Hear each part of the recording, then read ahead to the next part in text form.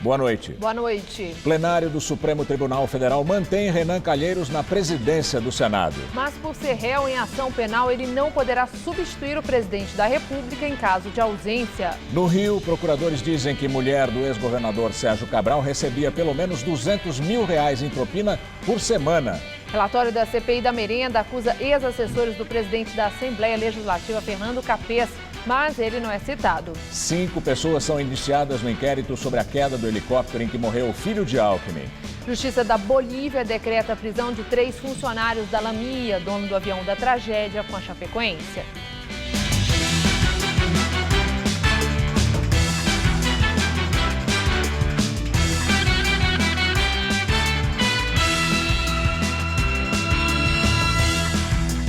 Polícia Civil de Carapicuíba, na Grande São Paulo, indicia 5 pessoas pela morte do filho do governador Geraldo Alckmin, Tomás Alckmin, e de outras 4 pessoas em acidente de helicóptero em abril de 2015. O Ministério Público Estadual disse que recebeu o inquérito nesta tarde. Para a Polícia Civil, 3 funcionários da empresa Helipark de manutenção de helicópteros foram os responsáveis pela queda da aeronave. Foram indiciados por homicídio culposo, quando não há intenção de matar, um mecânico, um gerente e um diretor da empresa. No entendimento da polícia, houve falhas na checagem da aeronave antes dela decolar. Outros 2 funcionários também foram indiciados por tentarem atrapalhar as investigações. Um controlador de pista vai responder por falso testemunho e outro funcionário por fraude. Há suspeita de que ele apagou imagens gravadas no computador. Quando caiu, a aeronave da empresa Seripatri Participações realizava testes após passar por manutenção. Estavam no voo o filho caçula do governador Geraldo Alckmin, Tomás, que tinha 31 anos e sabia pilotar, o piloto Carlos Haroldo Esquerdo Gonçalves e os mecânicos Paulo Henrique Moraes, Eric Martinho e Leandro Souza. Todos morreram. O relatório aponta que não é possível dizer que Tomás pilotava a aeronave. Logo após deixar o hangar da Helipark, o helicóptero caiu sobre residências de um condomínio em Carapicuíba. Imagens de câmeras de segurança mostraram que as pás haviam se soltado. No inquérito que já foi encaminhado para o Ministério Público Paulista, a polícia aponta que 2 componentes do helicóptero fundamentais para o controle da aeronave estavam desconectados. A conclusão já havia sido publicada em um relatório preliminar do Centro de Investigação e Prevenção de Acidentes Aeronáuticos, o CENIPA, da Força Aérea Brasileira, 2 meses após a queda. A FAB ainda não apresentou o relatório final sobre o acidente, mas ele não deve apresentar culpados, apenas indicar recomendações de segurança. O MP também não informou se irá encaminhar a denúncia. A Helipark criticou a investigação da polícia. Por meio de nota, disse que a investigação baseia-se na premissa de que a aeronave decolou com um componente de voo desconectado e considerou essa hipótese absurda do ponto de vista técnico. A empresa também afirmou que aguarda manifestações do Ministério Público Estadual e que segue convicta de seu absoluto comprometimento com as normas técnicas que regem a manutenção aeronáutica. Durante a agenda pública nesta manhã, o governador Geraldo Alckmin comentou as conclusões do inquérito. Não vai trazer de volta, o Tomás, o nosso filho. Agora, é importante para você evitar que os fatos se repitam. Sempre a lógica de uma investigação de acidente, seja aéreo, seja terrestre, tem esse sentido de você ter a investigação para poder verificar qual foi a causa e evitar que ela se repita. Esse é o grande sentido. Ainda estão foragidos 2 dos 14 vereadores de Osasco que tiveram a prisão preventiva decretada pela Justiça ontem. Um deles é o prefeito eleito Rogério Lins, do PTN, que exerce também mandato como vereador. Eles são investigados na Operação Caça-Fantasmas, que apura a contratação fraudulenta e a captação de parte de salários dos assessores pelos vereadores. Segundo o Ministério Público, os pedidos de prisão foram autorizados pela Justiça depois da constatação de que os crimes continuavam acontecendo mesmo depois de deflagrada a operação, em agosto de 2015. O subprocurador-geral de Justiça de Políticas Criminais e Institucionais, Mário Sarrubo, explicou como funcionava o esquema. Olha, os funcionários eles eram registrados, devidamente registrados, abria-se uma conta corrente para cada um, Em alguns casos, essa conta corrente era manipulada pelos próprios denunciados. O funcionário sequer tinha acesso, vamos dizer assim, através de senhas e etc. e tal, né? Em outros casos, os funcionários devolviam, isso dependia muito, são vários casos, né? Mas em alguns casos o funcionário devolvia grande parte do salário para os outros denunciados. As investigações apontam que os desvios começaram há 4 anos, mas só em 2015 as primeiras denúncias foram feitas. Ela se inicia com o Ministério Público sendo procurado por alguns destes funcionários fantasmas.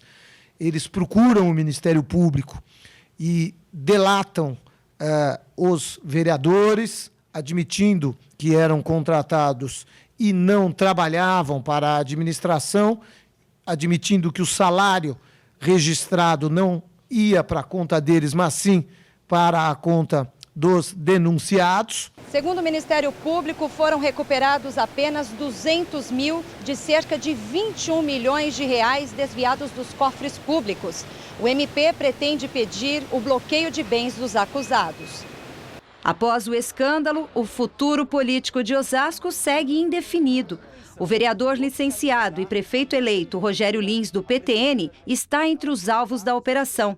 Ele está em viagem ao exterior e é considerado foragido. A nossa expectativa é que uma autoridade como ele se apresente o quanto antes. Para qualquer pessoa que tenha um mandado de prisão, ao desembarcar, deve ser retido na própria Polícia Federal e encaminhado à autoridade policial.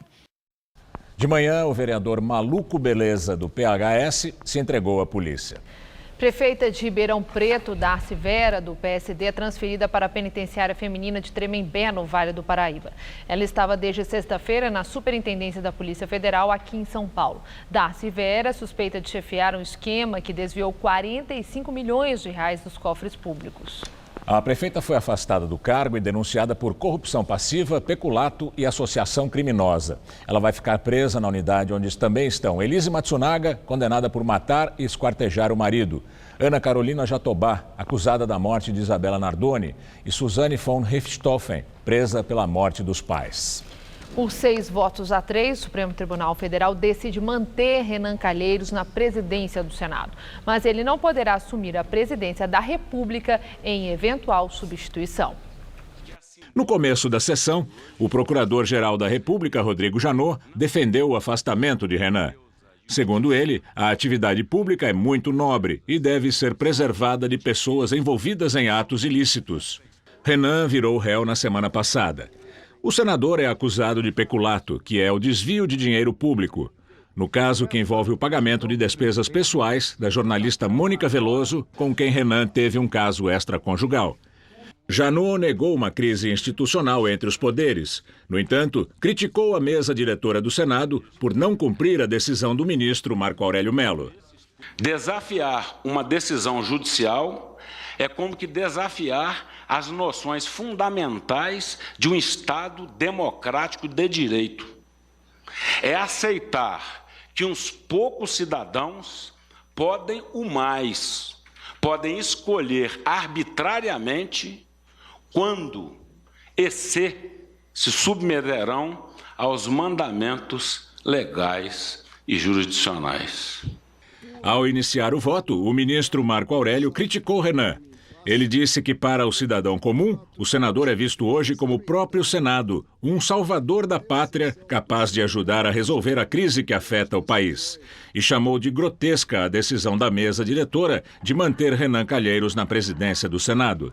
Fere de morte as leis da República, fragiliza o judiciário, significando prática deplorável.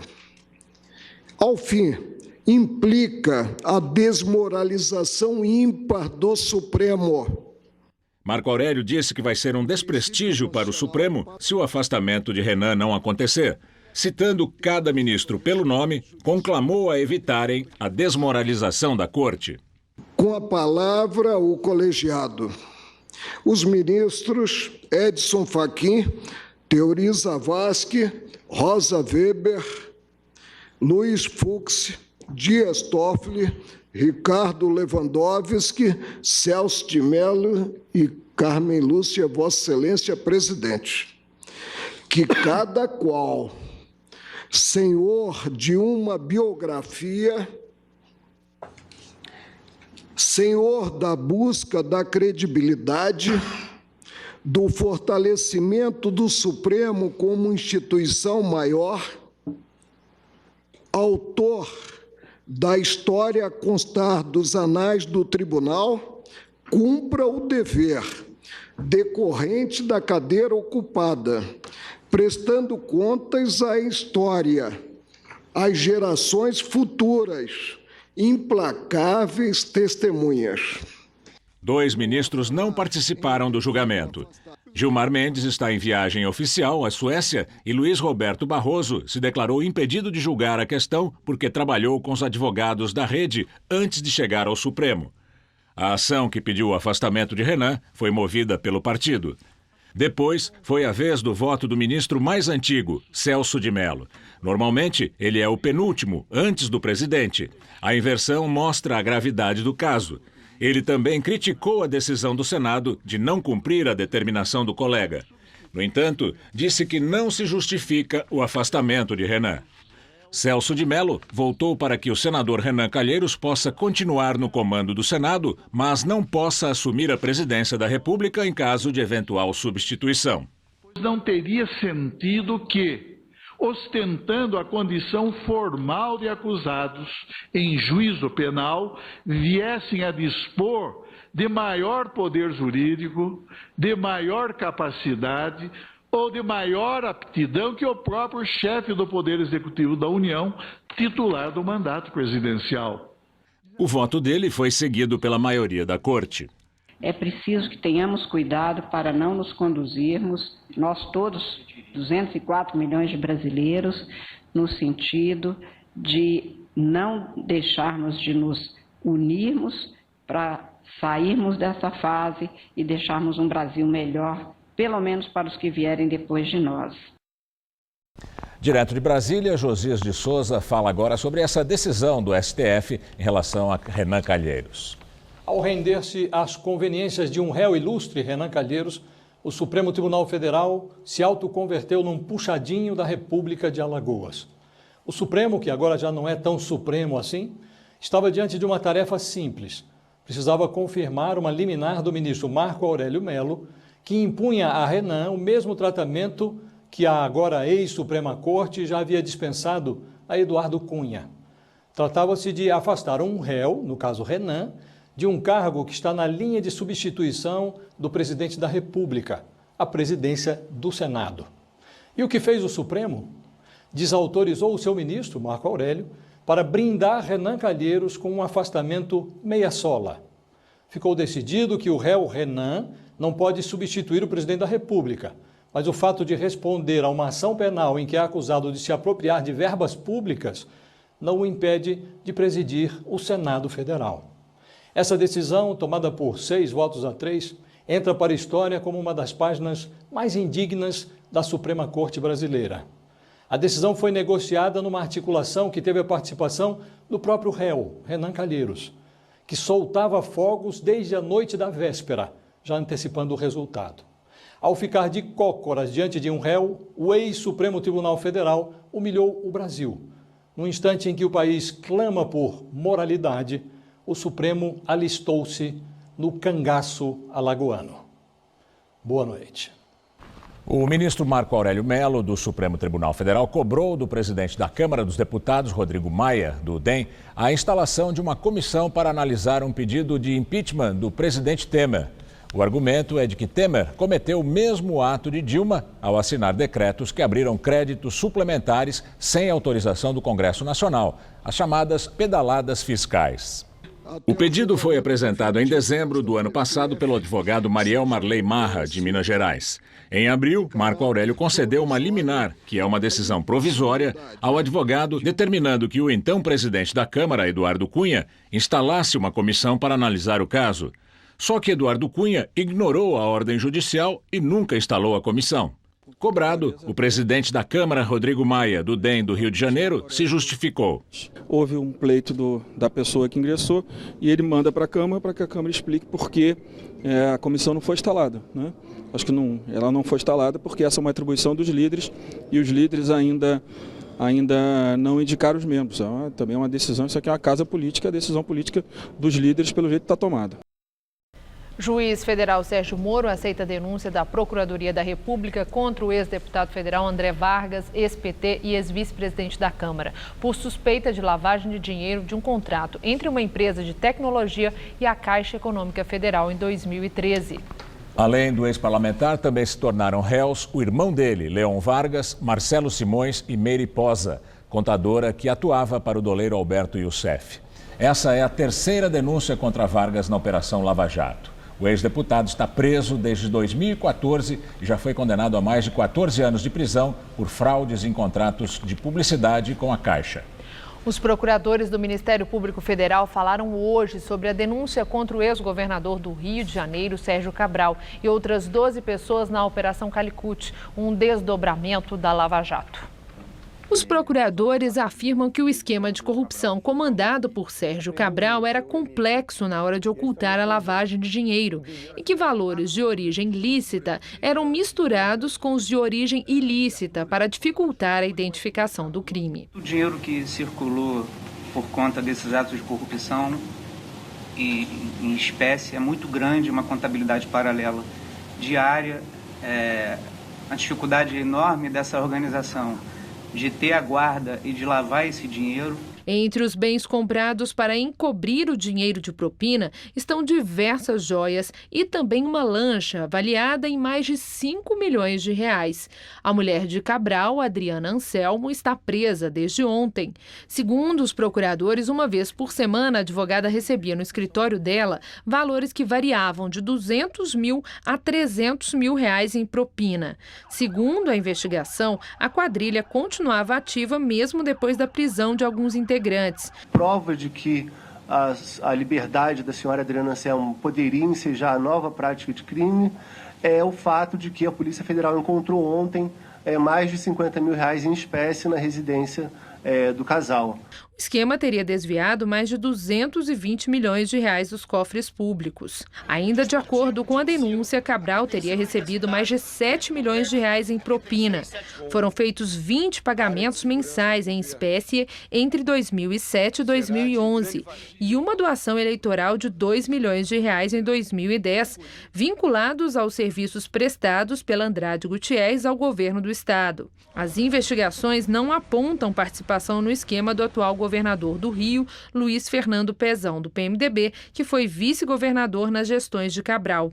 Os procuradores não descartam que o grande volume de dinheiro desviado possa ter abalado as finanças do estado ao ponto de agravar a crise que o Rio de Janeiro vive atualmente. Sem dúvida nenhuma, seria, em alguma medida menor, se toda essa corrupção e desgoverno que acompanhou essa corrupção não tivessem sido praticados. E agora vamos ao comentário de política com Bob Fernandes.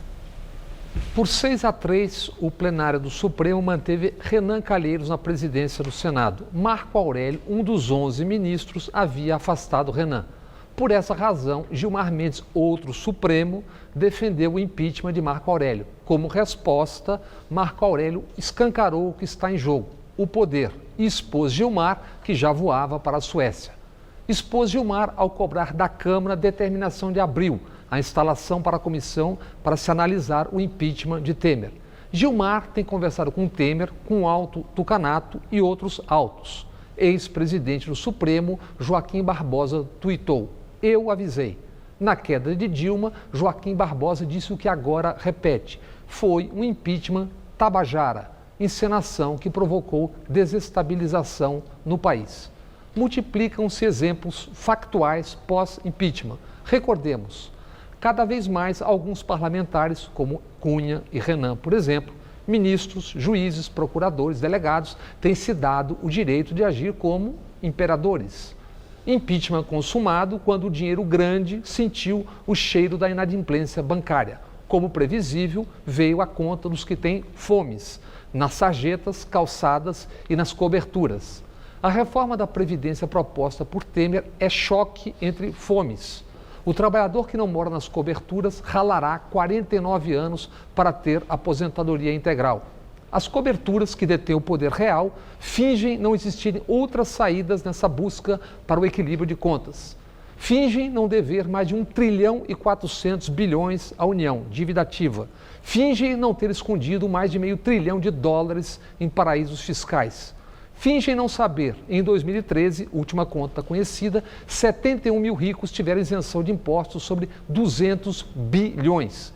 Isenção na pessoa física por fortuna oriunda de lucros ou dividendos de empresas onde são donos ou acionistas. Estados quebrados, praça de guerra no Rio, manchetes com crise institucional. Ao mesmo tempo, festas e prêmios. No Congresso, coquetéis. Prêmio para procuradores da Lava Jato, com pose para câmeras como se fossem artistas. Debate nacional, Temer fica ou cai? E uma foto para a história. A cabeça de Temer ao alcance da sua mão direita, o juiz Moro cochicha e ri com Aécio Neves. Boa noite. O calorão continua marcando presença em todo o estado de São Paulo, né? Hoje a máxima chegou aos 31 graus, mas tivemos pancadas fortes de chuva em pontos isolados. Em algumas regiões chegaram a entrar em estado de atenção para alagamentos. Pois é, essas chuvas muito fortes são comuns nesta época do ano e devem continuar nos próximos dias. Vamos à previsão com Mariana Armentano.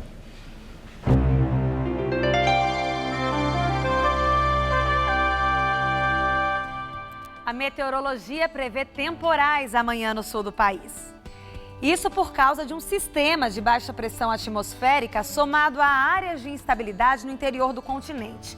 O tempo vai ficar fechado e chuvoso desde o norte do Rio Grande do Sul até o sul do Mato Grosso do Sul, sendo que no oeste do Paraná a previsão é de tempestades até com queda de granizo. Tempo firme mesmo, só no centro-norte gaúcho e desde o recôncavo baiano até o Rio Grande do Norte e o interior maranhense. Mas a chuva não afasta o calor não, viu? Em Cuiabá, teremos máxima de até 38 graus amanhã com chuvas à tarde. Em Teresina, tempo firme com calorão de até 39 graus. No Rio, teremos só chuvas isoladas e máximas de até 35 graus. E em Chapecó, muita chuva e temperaturas entre 18 e 24 graus amanhã. E vai chover também aqui em São Paulo. A previsão é de chuvas já pela manhã no extremo sul e no oeste do estado. E essa chuva se estende ao longo do dia nessas regiões, enquanto que nas outras áreas paulistas chove só a partir da tarde. Mas as temperaturas continuam altas. Em Presidente Prudente faz até 32 graus, em Presidente Bernardes 33, em Araçatuba 34, em Votuporanga 35 graus.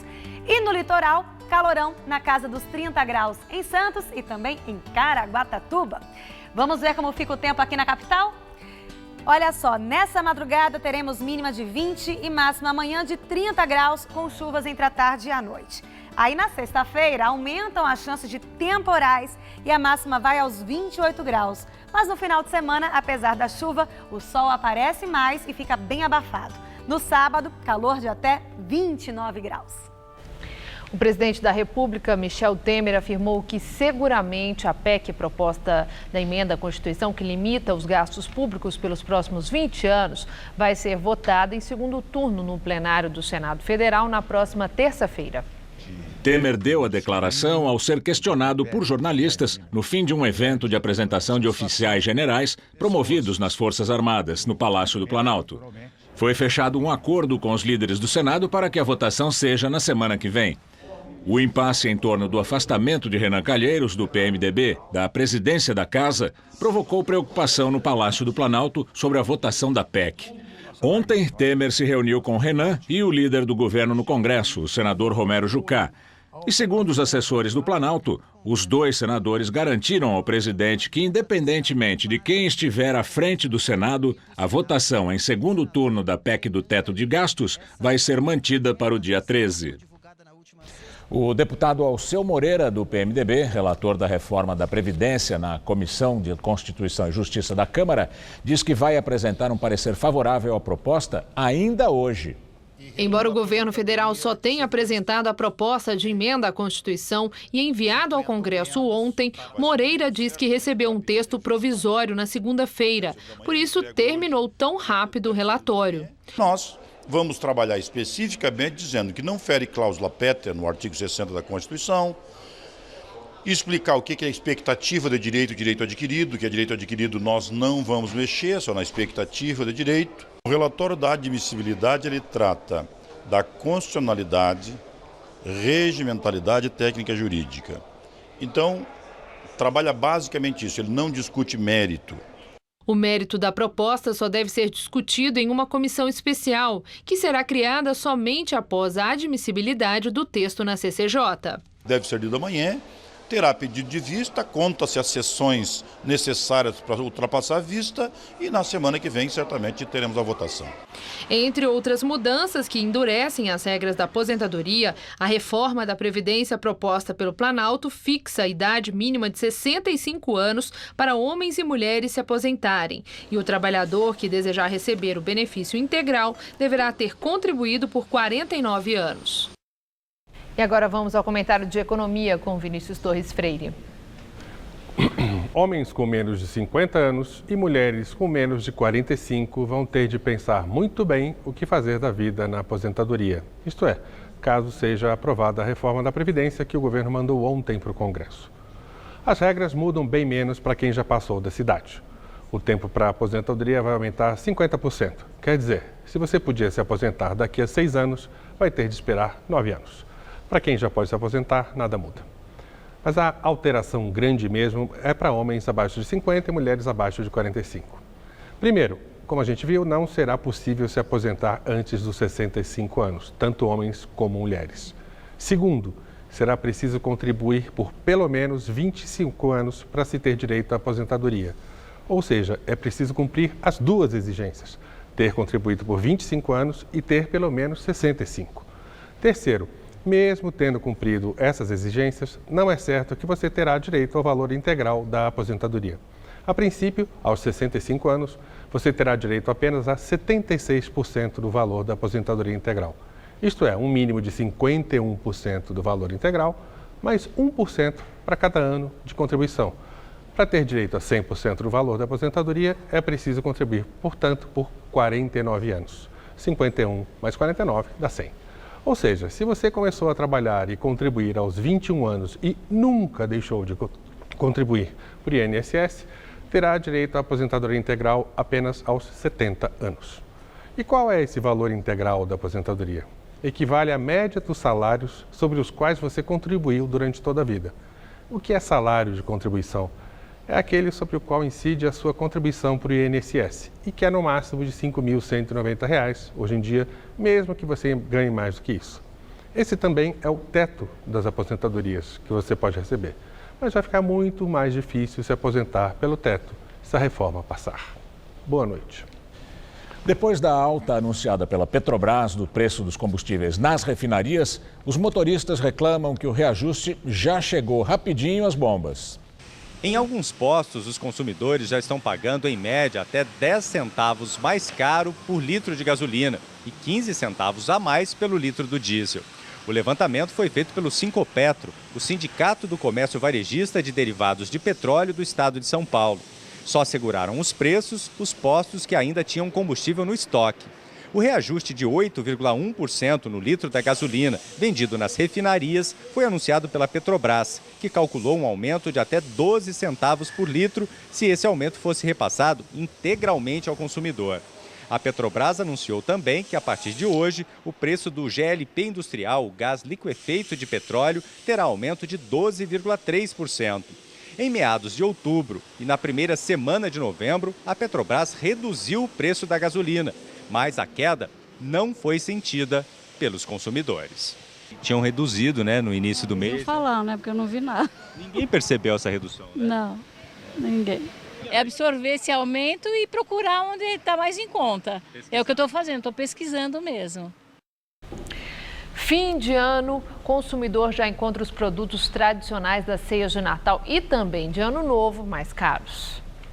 No Mercado Municipal da Lapa, na Zona Oeste, a decoração dá as boas-vindas ao Natal, mas no bolso a data deve pesar. Segundo a Fundação Getúlio Vargas, aqui em São Paulo, a cesta de produtos de Natal está cerca de 10% mais cara neste ano. Por isso é bom antecipar as compras, principalmente das carnes. Mas faltando mais de 15 dias para a ceia natalina, tem gente que ainda nem começou a pensar nos preços. Não dá tempo de eu estar procurando o preço, né? Mas, na verdade, tinha que estar pesquisando, né? Tinha mesmo, Marli, mas não tem problema. Se você também não começou as compras, vale se organizar. Faça uma lista com a quantidade de pessoas que vão participar da ceia e também com os produtos que devem ser comprados. Assim não há desperdício de comida nem de dinheiro. Para as famílias que gostam das opções bovinas, a peça de lagarto pode ser encontrada a R$ 26,00 o quilo, mesmo preço da peça de alcatra. Entre as aves, o quilo do Chester temperado pode ser encontrado de R$ 14 a R$ 15,00. Na família da Elaine, o peru é tradição. Aqui, o quilo também já temperado varia de R$ 15 a R$ 18,00. Mas o peru não vai poder faltar? Não, não pode. Porque o peru é tradição, né? Não tem jeito, tem que ser ele.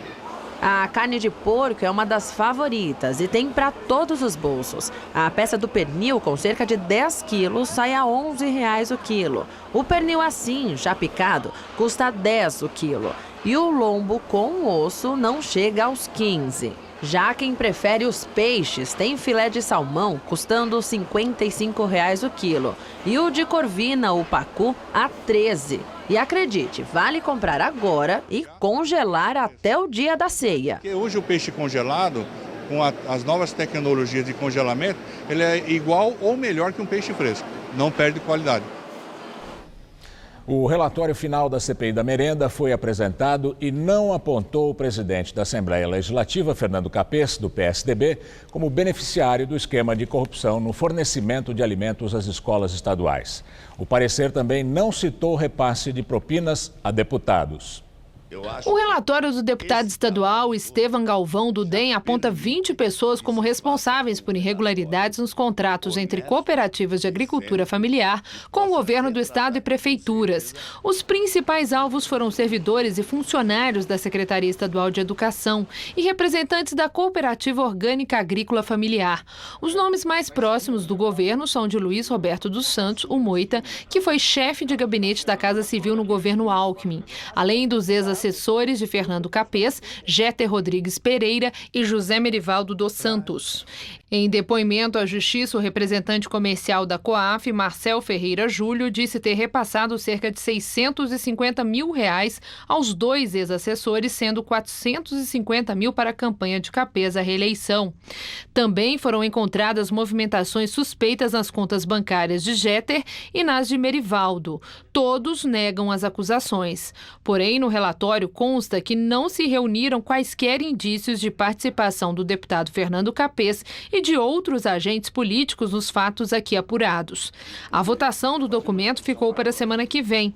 Dos 9 deputados que compõem a CPI, apenas um é da oposição. Alencar Santana, do PT, afirmou que vai apresentar um relatório alternativo em que deve citar testemunhas que não foram ouvidas e os deputados mencionados como beneficiários do esquema. As conclusões da CPI, que começou em maio deste ano, serão enviadas para o Ministério Público. O órgão já apura irregularidades na compra de merenda e foi um dos responsáveis pela deflagração da Operação Alba Branca em janeiro. O presidente do Senado, Renan Calheiros, divulgou agora há pouco uma nota. Nela, ele diz que é com humildade que o Senado recebe e aplaude o que chamou de patriótica decisão do Supremo Tribunal Federal. Renan disse ainda que a confiança na justiça brasileira e na separação dos poderes continua inabalada. Na entrevista do dia com Maria Lídia Flandre, os desdobramentos do enfrentamento do Senado ao Supremo Tribunal Federal. para falar sobre o fundamento legal das decisões na crise legislativa e judiciário. Entrevisto a advogada Janaína Pascoal, professora livre-docente de Direito Penal da Faculdade de Direito da USP e uma das subscritoras do pedido de impeachment que resultou no impedimento da presidente Dilma Rousseff. Muito obrigada por estar conosco. Bom, hoje um dia de muita tensão, todos nós assim atentos, né, observando a decisão do Supremo Tribunal Federal. Eu quero começar por aí. O Supremo decidiu de forma patriótica, como falou Renan Calheiros, acabamos de ver isso, ou decidiu como braço auxiliar do Executivo, contribuindo para a governabilidade ao manter Renan Calheiros na presidência do Senado? Então, eu acho que não é nem uma coisa nem outra. Tá? Eu acho que foi uma sucessão tão grande de equívocos, de construções, que não haveria muito como o final disso tudo ser diferente. Então, a primeira coisa que eu acho que a população tem que compreender: não está escrito na Constituição, em lugar nenhum da Constituição, que o presidente do Senado ou o presidente da Câmara não possam ser réus, tá? Porque as pessoas estão muito revoltadas, entendendo que existe isso escrito claramente em algum lugar, mas não há. O que aconteceu? Quando decidiram, e aí não vou entrar no mérito, afastar o presidente da Câmara, o ex-deputado que agora está preso, Eduardo Cunha, este argumento foi utilizado como um argumento a fortalecer a decisão. Então, trouxeram vários fundamentos, como de que ele estaria usando o cargo para poder se beneficiar, que era necessário afastá-lo. E, no meio da decisão, o ministro Teori puxou esse argumento, dizendo o seguinte: olha, com esse contexto político que a presidente está para ser afastada, ele vai ser o vice, então uma pessoa que é ré pode assumir a presidência. E como o presidente, quando vira réu, tem que ser afastado, entendo que é uma incongruência. Então, é muito importante que a população compreenda que isso foi um argumento, foi uma tese construída naquele momento. E a de hoje foi construída em função do momento? Que o Supremo constrói aquela tese, que eu não estou dizendo que seja infundada, mas é uma analogia. O próprio Supremo fica preso a essa tese, entende? Aí começa-se um julgamento onde um ministro pede vista. Houve aquele conflito entre o ministro... interrompe o julgamento. Sim, está interrompido. Então, houve aquele conflito entre o ministro... Conflito não, uma pequena divergência ali, o ministro Toffoli e o ministro Marco Aurélio. Porque o ministro Toffoli disse que não apresentava o voto, que não tinha recebido. O Marco Aurélio vem e faz questão de esclarecer que já tinha mandado fazia um tempo. Se a gente olhar objetivamente, em termos de tempo de vista... O tempo que os autos estão com Toffoli não é algo assim também tão exorbitante. Tá? Então, a gente tem que tentar também ser justo ao olhar o caso, né? Mas houve ali um atrito. Vem a rede e apresenta um pedido, vamos dizer assim, atravessa, né, um pedido, e o ministro Marco Aurélio, isoladamente, dá uma decisão. Então, diferentemente do que fez o ministro Teori, no caso do ex-deputado Cunha, o ministro Marco Aurélio sozinho dá a decisão. Então, assim, foi uma sucessão, vamos dizer, de atropelos, sabe? Eu acho que todo mundo tentando resolver as coisas conforme a sua própria mente, foi dando, assim, foi tocando a situação e aí chegou nesse ponto. Porque, a bem da verdade, em termos legislativos, não haveria uma obrigatoriedade para essa decisão neste momento. Mas a decisão foi ao pé da letra da lei ou foi uma decisão política? Porque para o Executivo não podia ser nada melhor do que a permanência de Renan Calheiros para tocar os projetos de interesse do governo Michel Temer. Ela não foi ilegal, porque não está escrito que ele tem que ser afastado, entendeu? Sim. Como também não estava escrito no momento do Cunha. Então, também naquele momento... Também é uma decisão política. Tem um fundamento jurídico-político. Então, assim, tem situações, Maria Lídia, que são muito objetivas, sabe? Que se abre e fala, não, isso não pode.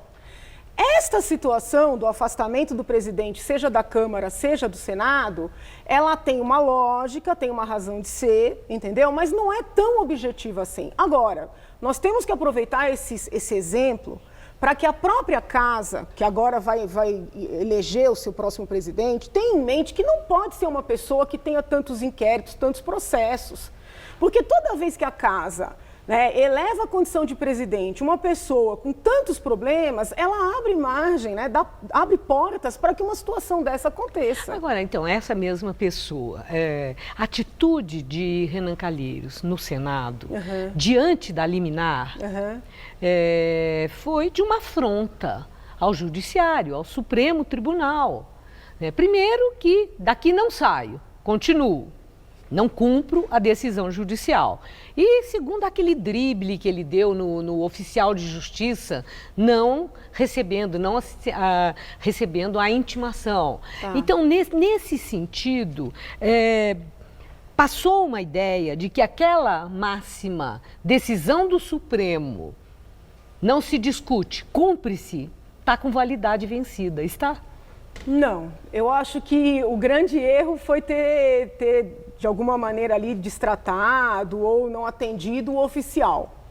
Mas se você tem uma decisão que é questionável, eu entendo que você pode sim dizer, olha, não vou discutir, entendeu? Sim, mas aí é outra coisa. Aí os meus advogados vão lá, entram com recurso, há embargos infringentes, sim, não tem todas essas alternativas. Ele lançou mão. Mas não aceito, não vou daqui, não saio, não foi uma afronta? Eu não vi dessa forma, não. Viu? Não, porque veja bem, você tem uma decisão... Não, é uma pergunta, viu? Eu não vi dessa forma. Porque, assim, tem que tomar cuidado, que eu tenho medo de dizer isso, e amanhã alguém descumpre uma decisão e é preso, vai dizer foi orientação da advogada. Então, se alguém me liga antes e fala, Janaína, cumpra e depois a gente vai discutir, tá? Então, é melhor preventivamente cumprir.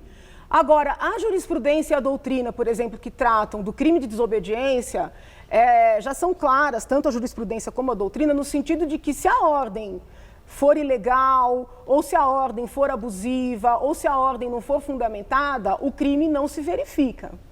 Então, assim, como essa ordem ela era bastante questionável, tanto é que hoje o próprio Supremo reviu, não me parece que tenha sido uma afronta. Eu acho que a forma não foi a melhor. E a questão da constitucionalidade, né? Se argumenta muito, feriu a Constituição. Por sinal, a mesa diretora, ao não acatar a liminar de Marco Aurélio, o argumento foi esse, que era inconstitucional. Um dos argumentos era esse. Bom, eu quero saber da consistência deste argumento. Na época do impeachment, naquele processo, que você é uma das subscritoras, a decisão de Lewandowski, né, ao final, pelo impeachment de Dilma, porém com a manutenção dos direitos políticos, quando na Constituição, no tal artigo 52, por crime de responsabilidade, o presidente da República pode sofrer o impeachment com perda de direitos políticos. Isso não prevaleceu. Quer dizer, entra então a indagação se essa conversa de constitucionalidade ela é, de fato, um argumento consistente ou mera figura de retórica? Não, ela é um argumento consistente. Tanto é que a indignação na época lá da interpretação do 52 foi muito grande. Diferentemente do que acontece agora, com essa questão do presidente da Câmara e do Senado poder ou não ser réu, diferentemente, no caso do 52 era muito explícito. Então, o presidente do Supremo lançou mão de outros princípios para fazer uma interpretação, vamos dizer assim, benéfica à acusada naquele momento. Então, tinha um texto claro ali e ele interpretou. Hoje a situação é o contrário, não tem um texto claro. E eles construíram uma interpretação para fins, vamos dizer assim, de preservar o público e afastar. Mas não tinha determinação clara, entende? Não está escrito que eles têm que ser afastados. O que me parece que é uma oportunidade para o Senado ver que não dá, gente. Né? Porque, assim, o ideal é que os poderes se depurem, sabe, por si próprios. Quando o Supremo precisa vir tirar um presidente do Senado, a situação é muito grave. A última pergunta. Muito bem, está decidido pelo Supremo, Renan fica na presidência do Senado, entretanto, ele sai da linha sucessória, certo? Pelas razões que foram todas lá expostas, decisão da Corte Maior, ponto. No seu entender, isso que frustra, de certa forma, aquilo que o clamor das ruas mostrou no Fora Renan. Isso pode trazer uma superação dessa crise de relacionamento, essa crise entre legislativo e judiciário, ou pode agravar? Eu acho que a crise vai se agravar por várias razões, tá? Razão número 1, existe uma PEC em andamento para acabar com os mega salários do judiciário. Razão número 2, muitos membros do Legislativo querem emplacar o projeto de abuso de autoridade e os crimes de responsabilidade de juízes e promotores. Razão número 3, essa reforma da Previdência, que vai igualar funcionários públicos aos privados. Então, nós temos temas aí muito problemáticos, muito polêmicos, que tendem a fazer essa crise se agravar. E eu não acho isso ruim, contanto que seja tudo feito às claras. Eu prefiro os ministros brigando, para todo mundo ver. Eu prefiro os poderes se enfrentando e a gente acompanhando e procurando compreender o que está acontecendo e as pessoas dando a sua opinião, do que as coisas acontecerem embaixo do tapete. Né? Muito obrigada, professora. Uma boa noite. Agradeço. Gamberini. O presidente eleito dos Estados Unidos, Donald Trump, foi escolhido como personalidade do ano pela revista Time. A revista justificou a escolha citando a reviravolta provocada na política americana pela campanha eleitoral. Segundo a Time, a vitória de Trump representa uma aguardada repreensão a uma classe governante arrogante e é difícil medir a escala da ruptura. Trump disse que a escolha é uma grande honra e que significa muito para ele. O primeiro-ministro da Itália, Matteo Renzi, entregou a carta de renúncia ao presidente Sérgio Mattarella. Renzi informou que deixaria o cargo depois da derrota no referendo de domingo, quando os italianos rejeitaram as propostas dele de reforma da Constituição. A pedido do presidente, Renzi ficou no cargo até que o parlamento aprovasse o orçamento de 2017. O presidente Sérgio Mattarella começa agora a consultar os partidos para formar um novo gabinete. Exército da Síria recupera a cidade antiga de Alepo, o coração histórico da cidade. Os rebeldes pedem trégua imediata de 5 dias. O exército sírio e seus aliados avançaram no leste de Alepo e já controlam mais de 75% da área que estava sob domínio dos rebeldes. Os moradores deslocados buscaram refúgio nos bairros controlados pelo governo na zona oeste da cidade e em áreas das forças curdas. Em documento conjunto, vários grupos rebeldes pediram um cessar-fogo imediato de 5 dias, a retirada segura de civis e feridos e negociações sobre o futuro da cidade quando a situação humanitária estiver melhor. O documento também pede a retirada de cerca de 500 feridos em estado grave do leste de Alepo, sob a supervisão da ONU. E agora as notícias do esporte com Rodolfo Gamberini e Celso Cardoso. Depois de mais de uma semana de luto por causa do acidente com os jogadores da Chapecoense, a bola volta a rolar hoje nos gramados brasileiros com a final da Copa do Brasil entre Grêmio e Atlético Mineiro. Um jogão, né, Celso? Pois é, Gamberini, o time do Atlético ainda acredita numa vitória por 2 gols de diferença. Já os gremistas estão contando as horas para comemorar o 5º título da competição. Mesmo perdendo o primeiro jogo em casa por 3-1, o Atlético Mineiro desembarcou ontem em Porto Alegre e foi recebido com entusiasmo pelos torcedores no aeroporto. O time mineiro precisa vencer o Grêmio hoje por 2 gols de diferença para levar a decisão da Copa do Brasil para os pênaltis. A gente sabe que é difícil hoje fazer 2 gols no Grêmio, só que temos que fazer um jogo muito inteligente, ser agressivo na hora que tem que ser. Saber que vai ter hora que o Grêmio vai empurrar a gente para trás, porque estão jogando em casa e é um clássico. Do lado do Grêmio, o clima é de descontração. Na última atividade antes da final decisiva, o técnico Renato Gaúcho demonstrou muita tranquilidade. A gente sabe que não vai ser nada fácil, mas nós temos a chance de jogarmos em frente à nossa torcida, praticamente ir para 60 mil pessoas. Temos uma pequena vantagem que vamos procurar esquecê-la, entendeu? E buscar esse objetivo. Celso, a possibilidade do Grêmio, com o técnico de cabelo tingido, de não ser campeão é muito grande? Não, né? Mínima, né? Eu não diria mínima, mas eu diria que o Grêmio tem uma mão na taça e as pontas dos dedos da outra mão na taça. Se você me perguntar, dá para cravar, é impossível o Grêmio não ser campeão? O Atlético Mineiro tem um bom time, tem Robinho, tem Tem Lucas Prato, sabe? Tem um técnico novo que já fez um discurso. As chances do Atlético, elas são realmente menores. Mas existem, né? De repente encaixa um bom jogo, uma noite inspirada, faz um gol no começo da partida. Na final, diferentemente das outras fases, o gol fora de casa não vale no critério de desempate.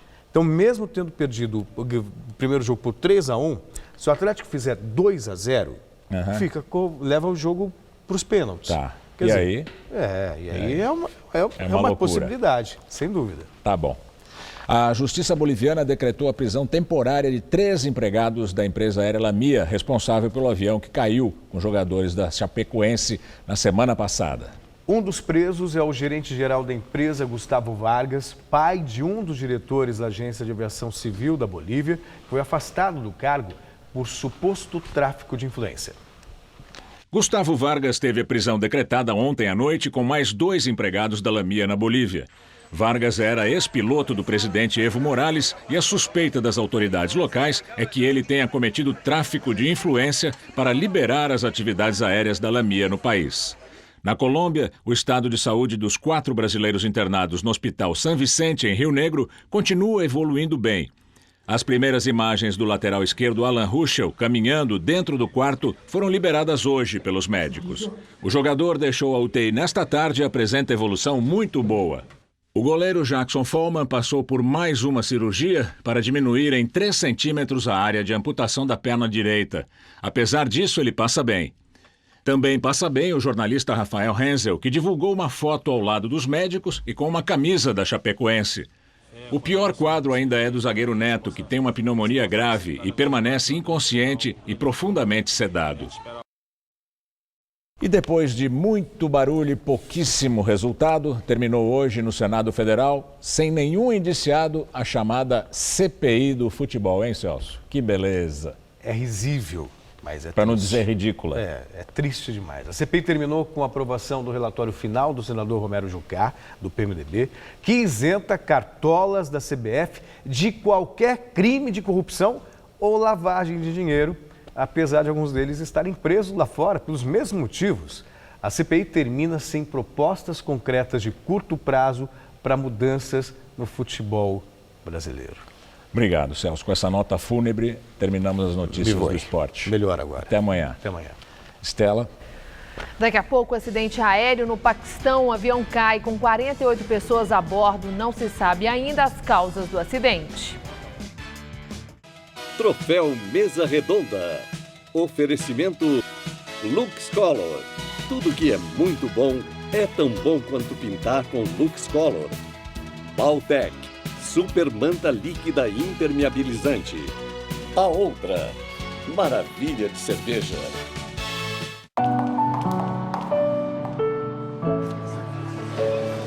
A Fundação Bradesco trabalha para formar cidadãos completos, inspirados pelo conhecimento e pela troca de experiências, levando educação e oportunidades a todos, desde cedo, porque todo final feliz merece um começo feliz. Fundação Bradesco, há 60 anos, usando o poder da educação para transformar vidas.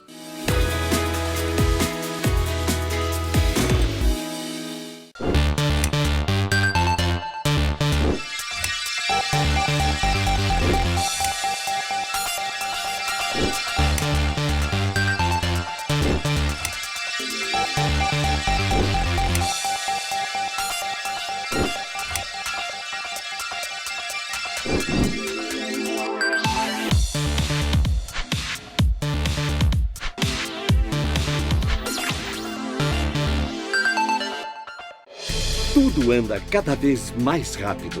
O tempo, as pessoas, as tecnologias. No coração de todas essas transformações, existe um caminho que pode mudar a sua vida. Pós-graduação Casper Libero. 4 cursos que vão acelerar a sua carreira, atualizar os seus conhecimentos e fazer você ser notado no meio de tanto movimento. Pós-graduação Casper Libero. Paixão por comunicação. Atenção, foi decretado. Ninguém pode ficar sem presente. Super Natal Veste Casa. Cobre leito Queen 260 fios de R$ 99,99 por apenas R$ 59,99. É isso mesmo. Cobre leito Queen 59,99 cada. Kit colcha casal 10 peças por apenas R$ 59,99. Super Natal Veste Casa. Kit colcha casal só R$ 59,99 cada. Coberdron casal 2 em 1 por apenas R$ 59,99. É isso mesmo. Coberdron casal 2 em 1 R$ 59,99 cada. É amanhã na Veste Casa. No Todo Seu de hoje. Você consegue imaginar como é viver na pele Michael Jackson, Elvis Presley ou Zacarias? Confira a história de pessoas comuns que decidiram ser covers. E já que o assunto é homenagear um grande ídolo, nós vamos curtir o melhor dos meus amados Beatles, com a banda Hey Jude.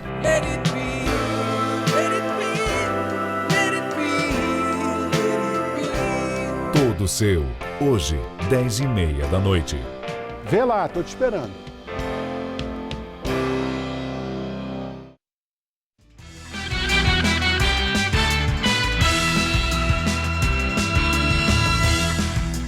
Avião cai no Paquistão com 48 pessoas a bordo. Não há sobreviventes. As causas do acidente ainda não são conhecidas. A aeronave da Pakistan International Airlines fazia uma rota local em direção à capital Islamabad, quando a torre perdeu o contato. Os moradores de um vilarejo avisaram sobre a queda numa área montanhosa. O avião era um hélice bimotor fabricado em conjunto pela Airbus e pela italiana Leonardo. Entre os mortos está um cantor religioso muito conhecido no Paquistão. Um forte terremoto atingiu a ilha de Sumatra, no norte da Indonésia. Quase 100 mortes já foram confirmadas e o número de vítimas certamente vai crescer. O terremoto sacudiu a província de Aceh, a mesma região do tsunami de dezembro de 2004. Desta vez, não houve alerta de tsunami. Dezenas de casas, comércios e mesquitas desabaram. As equipes de resgate buscam sobreviventes nos escombros. A Indonésia fica no chamado Anel de Fogo do Pacífico, onde muitas placas tectônicas se movem e causam fenômenos como terremotos, tsunamis e atividades vulcânicas. O Jornal da Gazeta termina aqui. A edição de hoje pode ser vista no site do Jornal da Gazeta. Mais notícias em nossa edição das 10. Uma boa noite para você. Até amanhã. Boa noite.